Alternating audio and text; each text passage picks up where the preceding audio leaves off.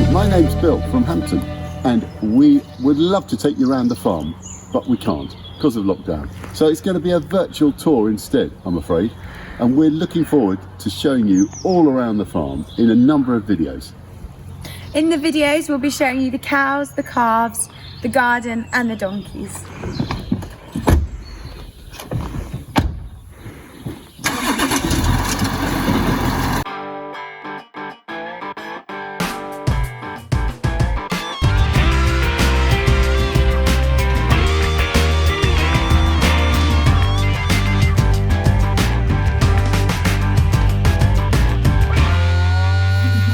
So Chloe, who have we got here? So in this farm we have 751 and her calf. And when was she born?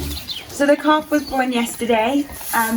She's in here because she needed a bit of extra help coming out. So yeah, she's just spending her first 24 hours in here before she goes out with the herd into the field. So you calved her, did you? Yeah, so I helped calve her yesterday, but just because she was a big calf, the mum needed a bit of extra help.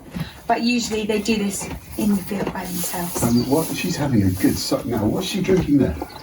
So she's drinking her mum's milk, and yeah, she seems to be enjoying it. And what's mum got?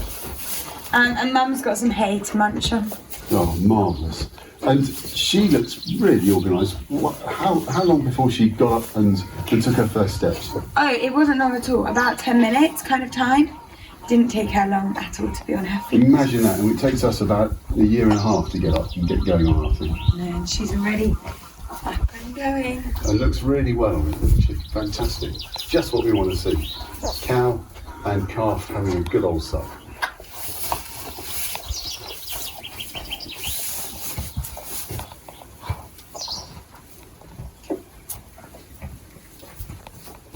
So here we are with our bull.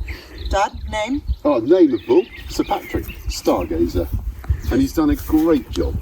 So what's the bull's role really, Dad, on the farm? Well, we just have one bull on the farm. He's Sir Patrick, and he's the dad for all the calves. So he mates with all the cows, and he's called our stud bull. And how old is Sir Patrick? Patrick is about 4 years old. He's very beautiful. He's a fine looking bull, isn't he? And he gives us the genetics for all our calves. So what I'm interested in, why doesn't he have a ring in his nose? Yeah, good Most question. bulls do. I think he came with a ring in his nose, and then he lost it.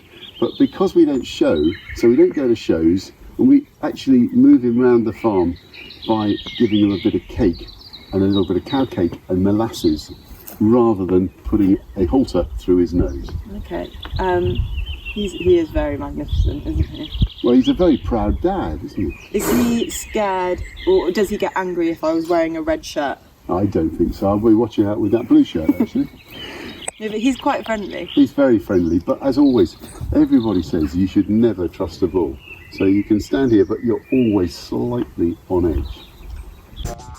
Okay, so one part of being on a farm or a farmer is you've got to know how to get over a barbed wire fence as gracefully as possible. So Chloe and Bill are going to show us how that happens. So off you go, Chloe. How gracefully can you get over this barbed wire fence?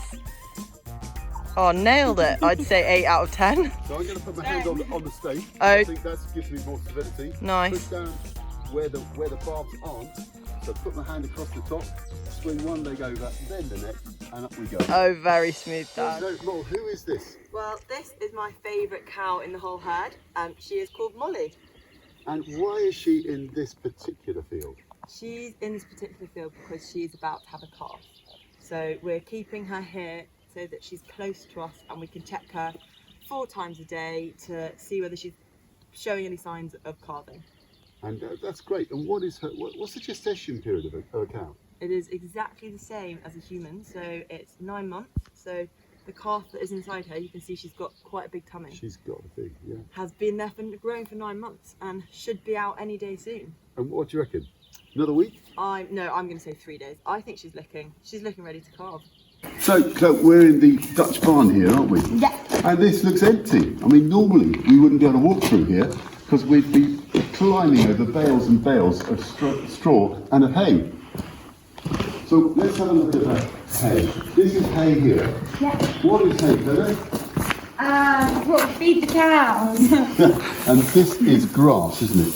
Which we dry. We make hay about Wimbledon time. And this is actually quite, this isn't the best hay. It's quite coarse. If it was from a lovely meadow. But so, it would be better. So, we make hay in the middle of the summer.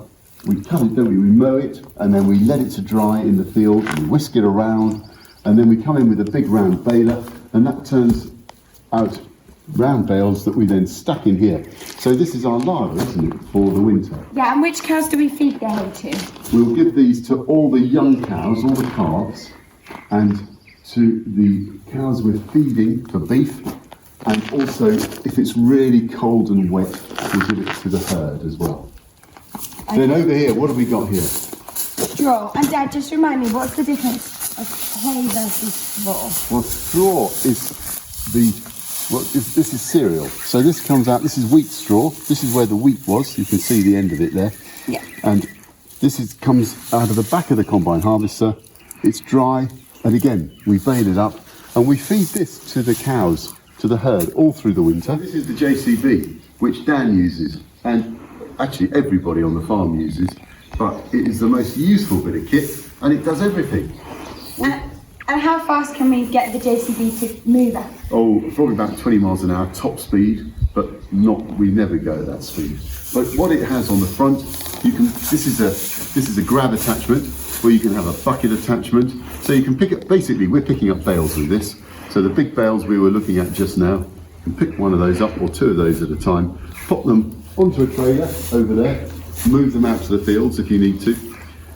You can go really high. It's got a telescopic beam here, so that goes up to the top of the roof, so we can use that for height.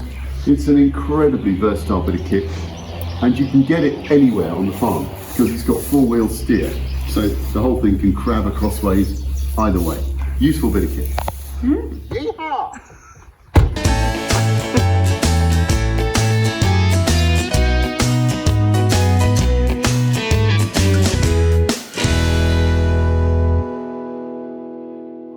This is our herd.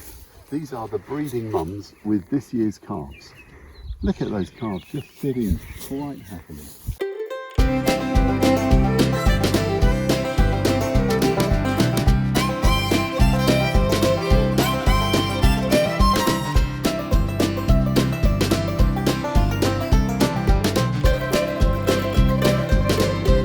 So Dad, can you just quickly explain to us the setup of the herd? Well, we're a beef herd, so we're wanting all these calves who are having a really good old suck on their mums to create the best beef possible. We're not a milking herd. There are two types. There's a beef herd or a milking herd, and we are pedigree Sussex beef. And you've got a calf and it's a girl. What happens to her? Girl, lucky thing, probably will come back into the herd in 3 years' time and will be a new mum for us. Oh, so as the older cows get too old, we'll move them on and the new ones come in. And how long do mummy cows live? Oh, mum cows, I reckon the oldest one here, probably about 15 years old. Okay. So it'll have had about 10 or 11 calves. Very impressive. So having a look at this mum here. Yeah, She's 757. 757. She's got these two yellow tags on her ears. What are they Yeah, for? 2 ear tags. Every cow we've got, every animal has got 2 ear tags, and that has 2 numbers. It has our herd number, and then it has her own unique number. And that actually is the basis of her passport as well. So she's got. So do cows have passports? Yeah, she's got her own paper passport.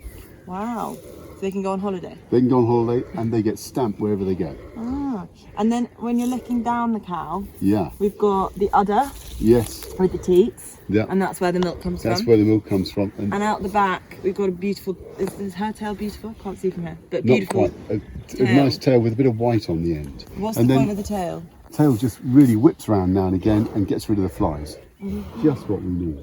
And so, Dad, calves are, well, calves are obviously drinking milk. Yep. What are the cows eating? Cows are all eating grass. We're 100% pasture fed. So they're eating grass, and we're hoping they'll eat grass all through the summer, and all through the winter they'll eat a bit of straw and a little bit of hay. Okay. And why is that so good? Why do we want them to be part of sort of eating pasture? Eating pasture because we're very good as a nation at growing grass, and the pasture itself is the natural food for the cows, and it creates fantastically good, flavoursome beef. And we think it also makes a lot of difference to our grasslands as well. So here we have the grass growing really well as a result of the cows eating it, and we move the cows on, keep them moving, and we'll get better grass. Brilliant.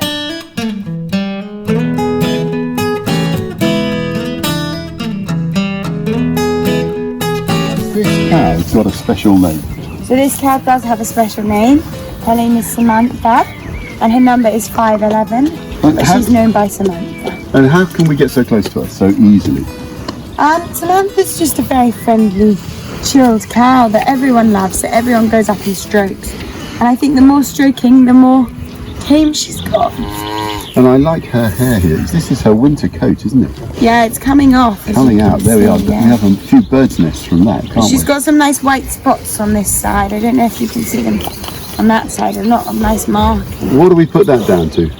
I think it's genetics, because we've also got another cow with a white spot. Ah, she's got the spot on the back of her back, hasn't she? Yeah. But they're the only two out of 40 who've got any kind of colouring, I think. Yeah.